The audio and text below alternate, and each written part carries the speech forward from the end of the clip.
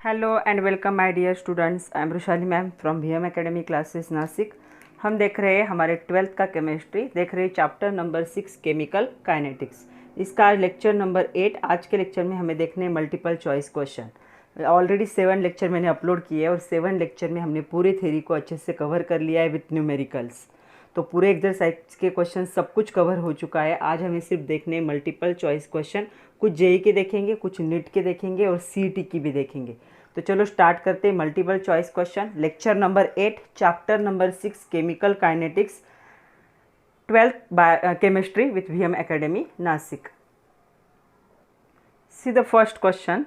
The rate of reaction A is converted into product at the initial concentration of 3.24 into 10 raised to minus 2 mole is 9 times its rate of another initial concentration of 1.2 into 10 raised to minus 3 mole. The order of the reaction is. तो क्या दिया है, एक reaction दी है, उसका initial concentration दिया है 3.24 और उसका क्या है दूसरे रिएक्शन का भी इनिशियल कॉन्सेंट्रेशन दिया है और बताया गया है कि पहले रिएक्शन से दूसरे रिएक्शन क्या है 9 टाइम क्या होता है, उसका इनिशियल रेट क्या होता है, ज़्यादा होता है। तो हमें क्या करना है, ऑर्डर रिएक्शन की फाइंड आउट करनी। तो देखो उन्होंने कितना दिया है, 9 टाइम दिया है। तो चलो हम देखते। तो देते वक्त क्या दिया है, 9 टाइम दिया है। यहाँ पे हम लिख रहे हैं कॉन्सेंट्रेशन ऑफ फर्स्ट रिएक्शन कितना है, इंटू 10 रेज टू माइनस 2 और दूसरे का कॉन्सेंट्रेशन उन्होंने दिया है 1.2 into 10 raise to minus 3। Okay, तो चलो इसको सिंप्लीफाई करते। तो या फिर ऐसे भी लिख सकते हो, 9 इज इक्वल टू,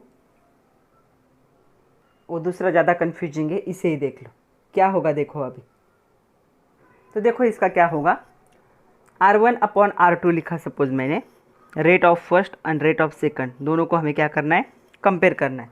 तो यहाँ पे क्या दिया है, initial concentration, final concentration. Initial concentration क्या दिया है 3.24 into 10 raise to minus 2 and ये दिया है 1.2 into 10 raise to minus 3 raise to n लिखा है मैंने। n मतलब क्या होगा, ऑर्डर। तो 9/1 पहले रिएक्शन की रेट हमने 1 टाइम, तो दूसरे का उसके 9 टाइम आ रहा है। ओके, तो इसे सिंप्लीफाई किया तो ये 27 इज इक्वल टू 9। तो क्या हम इसे ऐसा लिख सकते हैं क्या, 9 को अगर मैं 3 का स्क्वायर लिखूँ और 27 को मैं 3 रेज टू n लिखूँ तो भी चलेगा। तो ये क्या हो जाएगा, 3n होगा। मतलब अगर बेस सेम है तो हम क्या कह सकते हैं, 3n इज इक्वल टू 2। तो n कितना हो जाएगा, 2/3। तो इस रिएक्शन का जो ऑर्डर होगा वो क्या होगा, 2/3। तो इसका आंसर होगा दिस वन। तो इसे ऐसे सॉल्व करोगे। तो एक बार फिर से देख लो, 2 रिएक्शन दिया है, rate of first reaction, rate of second reaction, पहले का कॉन्सेंट्रेशन, दूसरे का कॉन्सेंट्रेशन और रेस टू हमने क्या किया है, ऑर्डर लिखा है। जो जो वैल्यू पता थे वो डाले। तो 9 is equal to 27 raise to n आया। तो इसको हमने सिंप्लीफाई किया, बेस सेम कर लिया दोनों का। 3 का स्क्वायर 9 होगा और 3 का क्यूब 27 होगा, रेस टू n है। मतलब 2 और 3n क्या हो जाएगा, इक्वल कर लिया। तो n की वैल्यू कितनी आई, 2/3। तो ये क्वेश्चन था MST CAT 2019 का। इसका आंसर होगा the order of reaction is 2/3। Second देखो अभी, for the first order reaction, मैंने यहाँ पे फर्स्ट ऑर्डर रिएक्शन लिखी। When graph is plotted between log 10 a of a0 upon a of t on y axis and time t on the x axis, the slope of the graph is equal to। तो चलो इसे हमें convert करना है, ये y होना चाहिए हमारा, टाइम क्या होना चाहिए, x। मतलब इस फॉर्मेट में हमें इसको क्या करना है, कन्वर्ट करना है। तो चलो इसे कन्वर्ट करते देखते स्लोप क्या आता है। तो देखो ये टर्म क्या है, y है, तो ये टर्म मैं यहाँ पे लिख रही हूँ। तो ये बन जाएगी log 10 a0 अपॉन 80, वो वैसे की वैसे ही रहेगी। ओके, इस साइड में जाते वक्त क्या होगा, ये जो टर्म है ये क्या होगी, उल्टी हो जाएगी। क्या होगा, k अपॉन क्या आएगा, 2.303 और उसे मल्टीप्लाई आएगा t। तो ये हो गया y इज इक्वल टू क्या आया, देखो mx आया। ये आपका x एक्सिस होगा, ये आपका y एक्सिस होगा और ये आपका स्लोप होगा। तो देखो कौन सा ऑप्शन करेक्ट है, माइनस साइन है क्या इसे, नो। तो आपका कौन सा ऑप्शन करेक्ट है, डी, के is equal to k upon 2.303 is the slope of that reaction। ये क्वेश्चन था MST CET 2019 का। तो क्या करना है, इस फॉर्मेट में कन्वर्ट करना है। C नहीं आया तो भी चलेगा, लेकिन y is equal to m x. यहाँ पे m क्या होता है, स्लोप होता है। ये x एक्सिस पे आएगा, ये y एक्सिस पे आएगा। तो आपका हमें y एक्सिस उन्होंने ऑलरेडी दिया था, तो हमने इसे y एक्सिस पे रखा।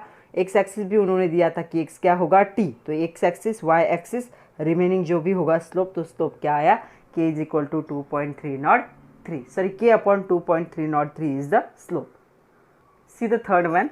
If the rate constant for the first order reaction is k, the time t required for the completion of 99% of the reaction is given by।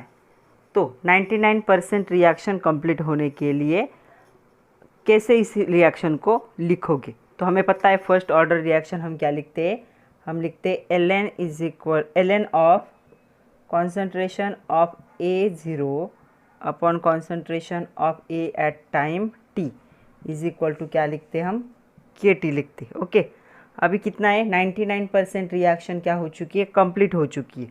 मतलब यहाँ पे क्या होगा, A0 कितना होगा, 99%, और AT क्या आएगा, कितना होगा, 100 माइनस 99 तो कंप्लीट हो चुकी है ना, कितना बाकी होगा, ओनली 1% इज रिमेनिंग। तो चलो इसमें वैल्यू पुट करते हैं, क्या आएगा, KT is equal to ln 99 upon 1। तो K इज इक्वल टू क्या हो जाएगा, 1 अपॉन T, या T इज इक्वल टू पूछा है तो T कर लेते, T is equal to 1 upon K, ln क्या होगा, 99। ओके, तो यहाँ पे ln 99 है, मतलब क्या होगा,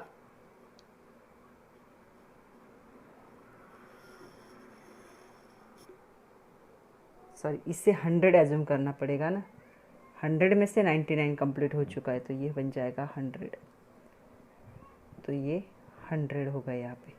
ओके, तो ln को अगर log में कन्वर्ट करना है तो हम क्या करते हैं, 2.303 से उसे मल्टीप्लाई करते। ओके, और log ले लेंगे फिर, और 100 मतलब कितना है, 10 का स्क्वायर। तो ये कितना बन जाएगा, t is equal to 1/k 2.303 into क्या हो जाएगा, 2। तो इसका आंसर कितना होगा, 4.606 अपॉन k। तो t is equal to 4.606 upon k है क्या कहीं पे option, yes, the option B is correct. तो ये सिर्फ क्या है, इनिशियल 100 कंसिडर करना है, उसमें से 99 कंप्लीट हो चुका है, तो फाइनल टाइम कितना आएगा, कॉन्सेंट्रेशन फाइनल टाइम में 100 माइनस 99, इनिशियल में से 99 खत्म हो चुका है, रिमेनिंग कितना है, 1%। नेक्स्ट क्वेश्चन देखो, नीट 2019 का है। For the chemical reaction N2 gas thrice H2 gas converted into twice NH3 gas, ये दिया है उन्होंने। द करेक्ट ऑप्शन इज, तो यहाँ में इसमें से कौन सा करेक्ट ऑप्शन होगा, तो चलो इसके लिए लिख ही लेते हैं पूरे रिएक्शन के लिए। तो क्या हो जाएगा पूरे रिएक्शन के लिए, देखो अगर रिएक्शन हमारे पास क्या है, देखो यहाँ पे मैं थोड़ा सा लिख रही हूँ, N2 क्या है, gas plus thrice H2 gas, ये कन्वर्ट हो रही है ट्वाइस NH3 गैस में। एक हैबर्स प्रोसेस से अमोनिया का फॉर्मेशन। तो यहाँ पे देखो इसके लिए हम लिख ही लेते हैं कि रेट क्या होगा, हमें पता है, हमने पहले लेक्चर में देखा है रेट कैसे होता है। तो सिक्वेंशियल लेक्चर देखना बहुत ज़रूरी है इसके लिए। जो रिएक्टेंट होते हैं उनको हम माइनस साइन देते हैं, तो माइनस क्या हो जाएगा यहाँ पे, डी ऑफ N2, क्योंकि N2 को कोई भी कोएफिशिएंट नहीं है, upon dt is equal to आएगा, इसका कोएफिशिएंट क्या है, 3 है, तो वो बन जाएगा 1/3 H2 concentration of H2 upon dt, और जो प्रोडक्ट होता है उसको हम क्या है, साइन नहीं देते, तो ये बन जाएगा 1/2 D of NH3 upon dt। तो देखो इनमें से कौन सा सीक्वेंस करेक्ट होगा, फिर कहाँ पे कौन सी पेयरिंग जो करेक्ट है। यहाँ पे 2 आया है, ये दोनों भी करेक्ट नहीं है। ओके, इन दोनों में ही कोई हो सकता है। तो देखो -1/3 और क्या है, ये इक्वल हो सकते हैं तो एग्जैक्ट अप्रोप्रिएट कौन सा है, इसके इक्वल में ये आ सकता है, तो कौन सा होगा, बी ऑप्शन इज करेक्ट। देखो नेक्स्ट क्वेश्चन है जेईई मेंस का है 2019 का। एक टेबल दिया है और एक रिएक्शन दी है और रेट लॉ को फाइंड आउट करना है। तो टेबल से हम ऑलरेडी कैलकुलेट करना सीख चुके हैं कि टेबल से कैसे कैलकुलेट करना है। किसी भी दो को हम क्या करते हैं, यहाँ पे कंपेयर करते। तो चलो किसी भी दो को अभी हम कंपेयर कर रहे हैं। जो कॉमन रेट लॉ क्या होगा, रेट इज इक्वल टू क्या होगा, k into concentration of a raise to x into concentration y, sorry b raise to y. तो हमें क्या फाइंड आउट करना है, x इज इक्वल टू कितना आएगा और y इज इक्वल टू कितना होगा। ओके, तो चलो देखो हमारे पास रेट लॉ है ये वाला। इसमें हम क्या करते हैं, हमारे पास जो वैल्यू है उस वैल्यू को पुट करते और x और y को कैलकुलेट करने की कोशिश करते। तो पहले हम तीनों भी इक्वेशन लिख लेंगे इन तीनों के। ओके, तो यहाँ पे देखो मैं लिख रही हूँ, तो ये रेट है, a की वैल्यू b की वैल्यू। तो पहला आ रहा है 0.045 इज इक्वल टू के into 0.05 raise to x into 0.05 raise to Y. दूसरा होगा 0.090 इज इक्वल टू के into 0.10 raise to x 0.05 raise to Y. Okay, इन दोनों को अगर डिवाइड कर दोगे ना, इससे इसको डिवाइड कर दोगे ना, तो हमें क्या मिल जाएगा, x की वैल्यू मिलेगी। लेकिन हम पहले तीनों भी लिख लेते। तीसरा होगा 0.72 इज इक्वल टू के into 0.20 raise to x into 0.10 raise to Y. Okay, तो चलो क्या करना है अभी हमें इनमें से किसी भी, इसे मैं अभी निकाल देती हूँ। ओके, हमें पता चला है कि क्या करना है, तो मैं यहाँ पे ही कर रही हूँ। तो पहले क्या करना है, इक्वेशन 1 को 2 से डिवाइड करना है, 1 को 2 से डिवाइड करना है। तो क्या होगा, 0.02 को 1 से डिवाइड करना है, sorry 0.045 k 0.10 raise to x 0.05 raise to y upon k 0.05 raise to x 0.05 raise to y. ये कट जाएगा, ये कट जाएगा, ये कट जाएगा, ये कट जाएगा। यहाँ पे भी देखो क्या होगा, यहाँ पे ये पूरी वैल्यू क्या हो जाएगी, 2 होगी। मतलब यहाँ पे आएगा 2 रेस टू क्या होगा, 1, और ये भी वैल्यू 2 हो जाएगी। 2 रेस टू क्या आएगा, x, मतलब x की वैल्यू कितनी हो गई, 1। अगर बेस सेम है तो रेस टू क्या हो सकते, सेम होंगे। तो यहाँ पे x की वैल्यू क्या होगी, 1। तो x की वैल्यू 1 है, मतलब ये कट गया, ये भी कट गया। ओके, अभी हमारे पास 2 ही ऑप्शन। उसके बाद क्या करना है, सेकंड टाइम हम क्या करने जा रहे हैं, हम क्या करेंगे, डिवाइड करेंगे इक्वेशन 3 को 1 से। तो 3 को क्या करना है, 1 से डिवाइड करना है। तो मैं यहीं पे कर रही हूँ। तो हमारा इक्वेशन 3 क्या था, 0.72, इक्वेशन 1 था 0.045 is equal to 0.20 raise to x 0.10 raise to y divide by 0.05 raise to x. X की वैल्यू 1 है, अभी वो भी पुट कर सकते हो, रेस टू वाई। तो ये वैल्यू 1 है, तो मैं यहाँ पे 1 लिख रही हूँ। ओके, और यहाँ पे के जो था, के तो कैंसिल ही हो जाएगा। तो क्या आएगा, देखो यहाँ पे आएगा, इसको अगर सिंप्लीफाई करोगे तो ये हो जाए, बन जाएगा 16। इसे सिंप्लीफाई करोगे तो ये बन जाएगा 4, और इसे सिंप्लीफाई करोगे तो ये बन जाएगा 2 रेस टू वाई। ओके, तो इस 4 को इस साइड में लेकर जाते तो क्या होगा, देखो अगर उस साइड में लेकर गए तो 2 raise to y is equal to क्या होगा, 4। मतलब 2 raise to y is equal to 2 raise to 2। तो वाई की वैल्यू कितनी हो जाएगी, 2। मतलब आपका x कितना है, 1 है, और y क्या है, 2 है। तो आपके फार्मूले में क्या होना चाहिए, this one is the correct option. कौन सा, सी आपका क्या होगा, करेक्ट ऑप्शन होगा। यहाँ पे होता है x, यहाँ पे होता है y। x कितना है, 1, इसलिए लिखा नहीं है, और y कितना आया है, यहाँ पे 2 आया है, तो वो लिख दिया है। तो ऐसे क्या करोगे, सॉल्व करोगे। ये जेईई मेंस का क्वेश्चन था 2019 का। जब भी आपको टेबल में दिया जाए तो टेबल में दिए गए सबके रेट लॉ लिखो, और ऐसे क्या एक दूसरे को डिवाइड करो कि सिंप्लीफाई हो सके, एक्स और वाई की वैल्यू मिल सके। इस टाइप की न्यूमेरिकल भी हम सॉल्व कर चुके। तो चलो ये अभी तक आए हुए कॉम्पिटिटिव कॉर्नर के क्वेश्चन थे, कुछ एडिशनल क्वेश्चन भी देख लेते।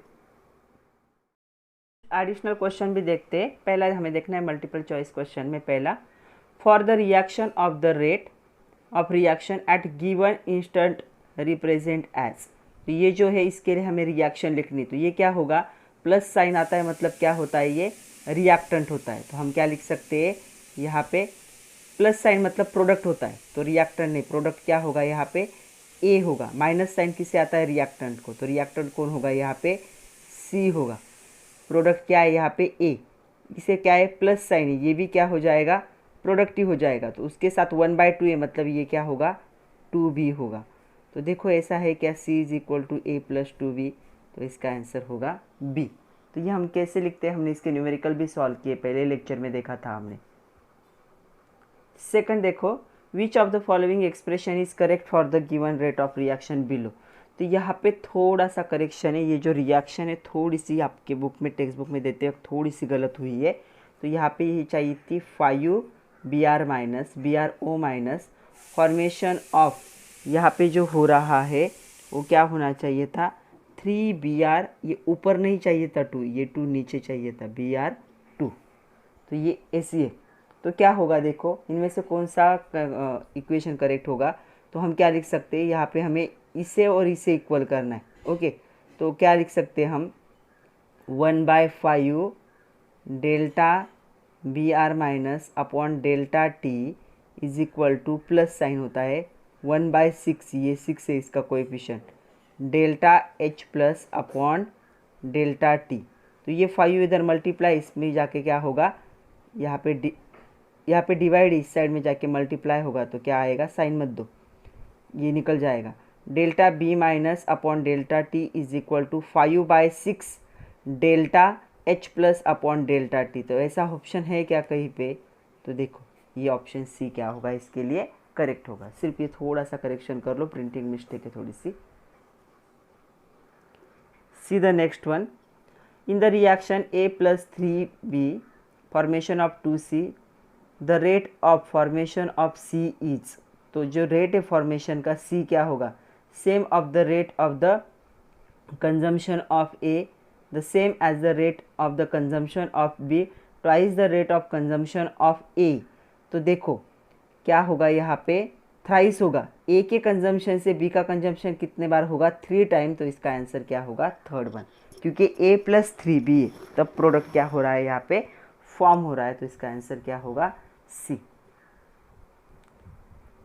Next question fourth one, the rate law for the reaction AABB is equal to product is rate KAB, the rate of reaction double if. इसका रिएक्शन का रेट डबल कब होगा, तो कब होगा रिएक्शन का रेट डबल, जब हम क्या करेंगे इसे कांस्टेंट रखेंगे और इसे डबल करेंगे, तब क्या होता है रिएक्शन का रेट डबल होता है। तो इसका आंसर होगा बी, ए को डबल करना है और बी को क्या करना है कांस्टेंट रखना है, तब रेट ऑफ रिएक्शन भी क्या हो जाता है डबल होता है।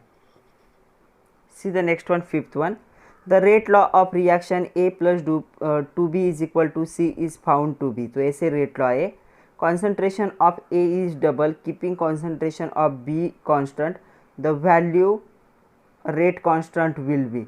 तो A के कॉन्सेंट्रेशन को डबल कर दिया और B को कांस्टेंट रखा, तो क्या होगा यहाँ पे जो रेट ऑफ रिएक्शन है वो क्या है, इसे डबल करोगे लेकिन इसका भी डबल है, मतलब डबल का डबल कितना हो जाएगा क्वाड्रप्टर, मतलब 4 क्या होगा 4 टाइम क्या होगा यहाँ पे बढ़ जाएगा। तो इसका आंसर क्या होगा फिफ्थ का सी। तो इसे डबल कर रहे हो तो रिएक्शन का रेट डबल होगा, लेकिन इसका स्क्वायर है तो ये और 2 टाइम क्या होगा इंक्रीज होगा, तो क्वार्टर मतलब 4 टाइम्स क्या हो जाएगा ये इंक्रीज होगा। Next question, rate law for the reaction found in the rate A raised to minus x B raised to y, which of the following statement is correct. इनमें से कौन सा स्टेटमेंट क्या होगा करेक्ट होगा। Rate increases with increase in the concentration of A, क्या rate increase होगा concentration अगर इंक्रीज करोगे माइनस में concentration no. Rate increase with increase in the concentration of B, B का कॉन्सेंट्रेशन क्या है रेट को इंक्रीज करेगा, ए का जितना बढ़ाओगे कम होगा क्योंकि इसका माइनस है कॉन्सेंट्रेशन, इसका प्लस है, इसका जितना बढ़ाओगे रेट बढ़ेगा, इसका जितना बढ़ाओगे रेट घट जाएगा, तो इसका आंसर क्या होगा B. See the 7 one, rate law of reaction twice of NoCl2, formation of twice of NoCl is the rate K is equal to NO2 square Cl2 square. Thus K would be increase with, तो K किसके साथ increase होगा यहाँ पे पूछा है। NO2 को increase करोगे, Cl2 को इंक्रीज करोगे, कॉन्सेंट्रेशन को दोनों के इंक्रीज करोगे, तो ये जो रिएक्शन है ये रेट डिपेंडेंट होती है। कब इंक्रीज होगी? जब आप क्या करोगे, टेम्परेचर को इंक्रीज करोगे। तो इसका आंसर होगा A, increase the temperature. Next question 8 number, if any unimolecular reaction in any unimolecular reaction, unimolecular मतलब जिसकी मोलिकुलरिटी क्या होगी, 1 होगी, तो इनमें से कौन सा स्टेटमेंट करेक्ट होगा? Only one reacting species is involve in rate determining step, no. The order of molecularity slowest step is equal to 1, no. The molecularity of reaction of 1 is border is 0, no. Both molecularity and order are 1, तो दोनों भी जब 1 होते हैं उसे हम क्या कहते हैं? यूनिमोलिकुलर रिएक्शन, जिसकी मोलिकुलरिटी और ऑर्डर दोनों भी क्या होते? 1 होते, और ऐसे एलिमेंट्री रिएक्शन होते। Next question 9 number, in a reaction A plus B is equal to C plus D, the molecularity of the reaction is, तो इस रिएक्शन की मोलिकुलरिटी कितनी होगी ऐसा पूछा है। 9 नंबर देखो, तो क्या होगा इनकी दोनों की, इसका भी कुछ नहीं मतलब 1, इसका भी कोएफिशिएंट 1 प्लस 1 कितनी होगी? 2। Next number, the elementary reaction O3O formation of twice of O2 is, क्या होगी ये रिएक्शन पूछा है। तो देखो क्वेश्चन नंबर क्या है, ये 10 है। क्या होगा यहाँ पे, ये रिएक्शन देखो कैसे होगी, इसका कोएफिशिएंट 1 है, इसका कोएफिशिएंट 1 है, मतलब क्या बन जाएगी ये, इसकी मोलिकुलरिटी 2 होगी। 2 मतलब क्या होता है, ये बाय मोलिकुलर, और क्या होता है ऑर्डर क्या होगा इसका? सेकंड, क्योंकि एलिमेंट्री रिएक्शन में मोलिकुलरिटी और ऑर्डर क्या होता है? सेम होता है। तो अगर इसका मोलिकुलरिटी 2 आ रही तो ऑर्डर भी क्या होगी? सेकंड ऑर्डर, तो इसका आंसर होगा C. Next question, for a complex reaction, complex reaction में के लिए इनमें से क्या करेक्ट है ऐसा पूछा है। Order of overall reaction is same as molecularity of the slowest step, तो ये करेक्ट है। जो स्लो स्टेप होती है उसकी जो मोलिकुलरिटी होती है वही क्या होती है? ओवरऑल रिएक्शन की ऑर्डर होती है। Next 12 number, the reaction 3ClO minus ClO3 minus 2Cl minus occurs in 2 step, तो ये 2 स्टेप दिए। द रिएक्शन इंटरमीडिएट इज, तो क्या है, एक जगह पे फॉर्म होना चाहिए, दूसरी जगह पे कैंसर होना चाहिए, उसे हम क्या कहते हैं? Reaction intermediate. तो देखो ClO2 यहाँ पे फॉर्म हो रहा है और यहाँ पे दोनों रिएक्शन को ऐड करोगे तो कैंसर हो जाएगा, इसीलिए यहाँ पे क्या होगा? ClO2 माइनस क्या होगा यहाँ पे? इंटरमीडिएट होगा रिएक्शन का। इंटरमीडिएट हम कैसे कहते हैं? पहले रिएक्शन में फॉर्म होगा और दूसरे में वो कंज्यूम होगा, उसे हम रिएक्शन इंटरमीडिएट कहते हैं। तो यहाँ पे होगा ClO2 माइनस। नेक्स्ट देखो, rate law can be determine from balance chemical equation if, rate law को हम बैलेंस केमिकल रिएक्शन से क्या कर सकते हैं? निकाल सकते हैं। कब? लेकिन इनमें से ऑप्शन बताइए कौन से। Reverse reaction is involve, no, reverse reaction involve नहीं होनी चाहिए। इट इज़ एलिमेंट्री रिएक्शन, कब निकाल सकते हैं? जब रिएक्शन एलिमेंट्री मतलब सिंगल स्टेप में रिएक्शन होगी तब। Next question 14 number, slope of graph ln concentration of A T versus T for the first order reaction is, तो फर्स्ट ऑर्डर रिएक्शन हमने देखा है। फर्स्ट ऑर्डर रिएक्शन के लिए ये जो ग्राफ होता है इन दोनों का, जब हम कॉन्सेंट्रेशन ए का टी के साथ करते हैं तो क्या आता था? तो ये आता था -K। ओके, चाहे तो एक बार फिर से वीडियो को देख लो। The rate constant for the reaction, यहाँ पे रेट कांस्टेंट क्या होगा रिएक्शन के लिए? 2NO2 2NO2 O2। यहाँ पे क्या दिया है उन्होंने? रेट कांस्टेंट दिया है, पूछा क्या है? ऑर्डर पूछिए। रेट कांस्टेंट देके ऑर्डर ऑफ रिएक्शन पूछा है कि ऑर्डर ऑफ रिएक्शन क्या होगा। तो देखो यहाँ पे ऑर्डर ऑफ रिएक्शन क्या होगा, तो यहाँ पे ये जो है एक ही रिएक्टेंट इन्वॉल्व है, तो ऑर्डर क्या हो जाएगी इसकी? ये आपको कंफ्यूज करने के लिए दिया है। तो इसकी ऑर्डर होगी 15 का आंसर होगा बी, ऑर्डर क्या होगी? 1। Next question, time required 90% completion of the certain first order reaction is T, तो यहाँ पे टाइम दिया है T। This time required for 99% completion will be. तो अगर ये टी है तो 99.9% कंप्लीशन के लिए कितना टाइम लगता है, तो ये मैंने आप लोगों को बताया भी था। तो ये उससे 3 टाइम मोर लगता है। तो कितना है, अगर 90% को टी टाइम लगता है तो 99.9% को कितना लगेगा, 3 टाइम लगेगा। एक न्यूमेरिकल हमने सॉल्व किया था, तब हमने ये भी देखा था। What is the half-life of the first order reaction if time required to decrease concentration of the reactant from 0.8 molar to 0.2 molar is 12 hour। तो इस कॉन्सेंट्रेशन से इस कॉन्सेंट्रेशन में जाने के लिए क्या है, 12 आवर्स का टाइम लगता है।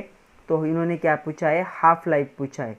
तो सबसे पहले आपको क्या फाइंड आउट करना पड़ेगा, के फाइंड आउट करना पड़ेगा, और उससे हम क्या करेंगे, हाफ लाइफ को फाइंड आउट कर सकते। तो यहाँ पे क्या करो, पहले के को फाइंड आउट करो, 2.303, टाइम को आवर्स में रहने दो, log to the base 10 of concentration of initial, और यहाँ पे क्या होगा, फाइनल। तो ये वैल्यू वहाँ पे पुट करो, टी कितना लेना है, 12 आवर्स, के निकालो, और फिर टी हाफ का फॉर्मूला हमें पता है 0.59 डिवाइड बाय के। तो इससे क्या करो, टी हाफ निकालो, ये आएगा 6 आवर्स। तो आप इतना कैलकुलेट करो खुद से। ओके, नेक्स्ट देखो, which of following process follow the first order kinetics. इनमें से कौन सी रिएक्शन फर्स्ट ऑर्डर काइनेटिक्स को क्या करती है, फॉलो करती है।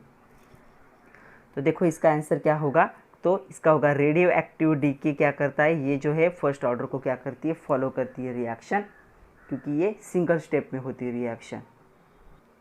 Next, which among the following reaction is example of zeroth order reaction. इनमें से कौन सी जीरोथ ऑर्डर रिएक्शन का एग्जाम्पल है, ऐसा पूछा है उन्होंने। ओके, सो देखो यहाँ पे जो होगा ट्वाइस ऑफ NO2 प्लैटिनम, ये जीरोथ ऑर्डर क्यों है, यहाँ पे क्या होना चाहिए था, इसकी रिएक्शन प्लैटिनम के साथ होनी चाहिए थी, लेकिन ये क्या हो रहा है, मैंने एक्सप्लेन किया है ये भी, ये नाइट्रोजन, ये दोनों गैस में कन्वर्ट हो रहा है, ये इसके सरफेस पे अटैच होना चाहिए था, ऐसा न होते हुए क्या हो रहा है, गैसेस में कन्वर्ट हो रहा है, ये क्या होगी, zero order reaction. Zero order reaction के हमने 2-4 एग्जाम्पल देखे। नेक्स्ट देखो, the order of reaction for which the unit of rate constant are mole per DMQ पर सेकंड इज। तो क्या है, यहाँ पे यूनिट क्या हो जाएगा, रेट कांस्टेंट का मोल पर DMQ पर सेकंड हो जाएगा। कब होगा ऐसा, किसके लिए, तो इसमें से कौन सी ऑर्डर होनी चाहिए रिएक्शन की जिसका यूनिट ये होता है।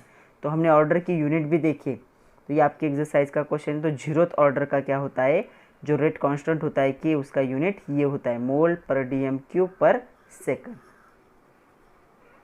Next 21 number, the half life period of zero order reaction A produces is given by. तो देखो हाफ लाइफ क्या होगा इस रिएक्शन का, ए क्या हो रही है, इस प्रोडक्ट में कन्वर्ट हो रही है। ओके, तो यहाँ पे क्या है, जीरोथ ऑर्डर है, तो हमें पता है फॉर्मूला जीरोथ ऑर्डर के लिए क्या होता है। तो 21 नंबर का आंसर होगा सी। तो जीरोथ ऑर्डर के लिए ये होता है, किसके लिए, जीरोथ ऑर्डर का ये रिएक्शन होगा T half is equal to. Next, the kinetic order for the following reaction is. तो एक रिएक्शन दिया है और यहाँ पे पूछा है काइनेटिक ऑर्डर पूछा है। तो इनका काइनेटिक ऑर्डर क्या होगा, ट्वाइस ऑफ NO2 गैस, तो twice of NO2 gas platinum twice, इसकी ऑर्डर क्या होगी, ये हमें पता है जीरो ऑर्डर की रिएक्शन है, क्योंकि ये प्लैटिनम पे क्या है, एक्यूमुलेट न होते हुए गैस में क्या हो रहा है, कन्वर्ट हो रहा है। तो इसका आंसर क्या होगा, जीरो ऑर्डर। तो जीरो ऑर्डर की 2-4 रिएक्शन है, उसे अच्छे से लर्न करके रखो। नेक्स्ट देखो 23, which of the following statement is incorrect about collision theory of chemical reaction. Number of collisions determines the rate of reaction. No, ये क्या है, करेक्ट नहीं है। तो नंबर ऑफ कोलिजन कभी भी रेट ऑफ रिएक्शन को डिटरमाइन नहीं कर सकते। Next question 24 number, which is following is true. तो इनमें से ट्रू स्टेटमेंट को ढूंढना है हमें। तो देखो चलो एक एक को देखते हैं। पहला है, the potential energy of the transition state is greater than the potential energy of the reactant and product. तो ये करेक्ट है, तो नीचे के क्या करेक्ट नहीं हो सकते, तो इसका आंसर होगा A. Next question, for the endothermic reaction X is converted into Y if EF is the activation energy of forward reaction and ER is the reverse reaction, which is following is correct। Endothermic है, हाँ, exercise का question है ये। तो क्या कौन सा correct होगा, ये करेक्ट होगा। तो ई एफ की वैल्यू क्या होगी, ई आर की वैल्यू से क्या होगी, ज़्यादा होगी, क्योंकि रिएक्शन क्या है, एंडोथर्मिक है।